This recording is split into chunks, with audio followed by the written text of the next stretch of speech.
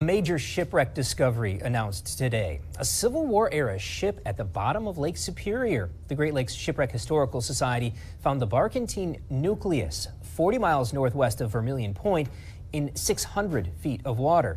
It's one of the oldest wrecks they've found, and a ship that almost seemed destined to be at the bottom of the Great Lakes.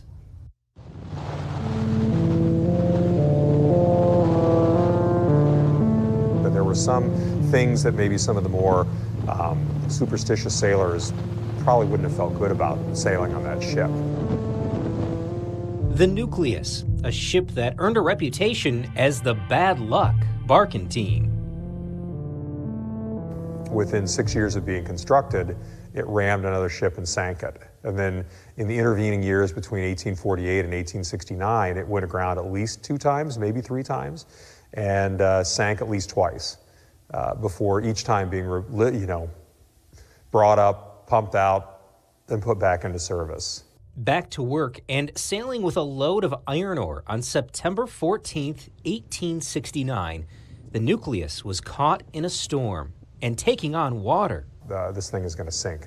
So they launch the lifeboat, the whole crew gets on board safely, and then for about the next 3 or 4 hours after watching their ship sink, they're out there getting tossed around in Lake Superior. But they do see a steamship coming.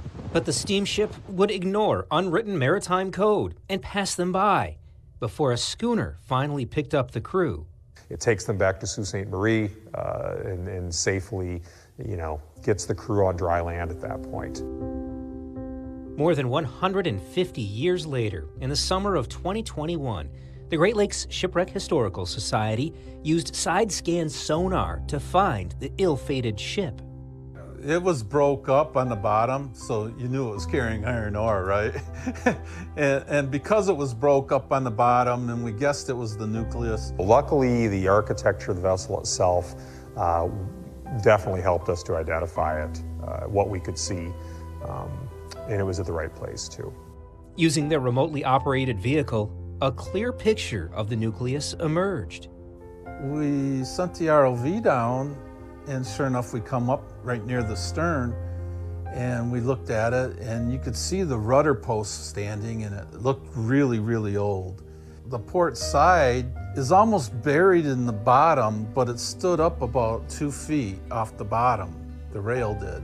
And there was an old bottle there. The anchor is still sitting and hanging over the port side. We were really the first human eyes to look at that ship in over 150 years. One of the things that fascinates me about it is I think I've counted over 10 shovels laying on the bottom around the ship. It's a thrilling discovery that tells the story of a ship and her crew living the ups and unfortunate downs of Great Lakes maritime life in the mid-19th century.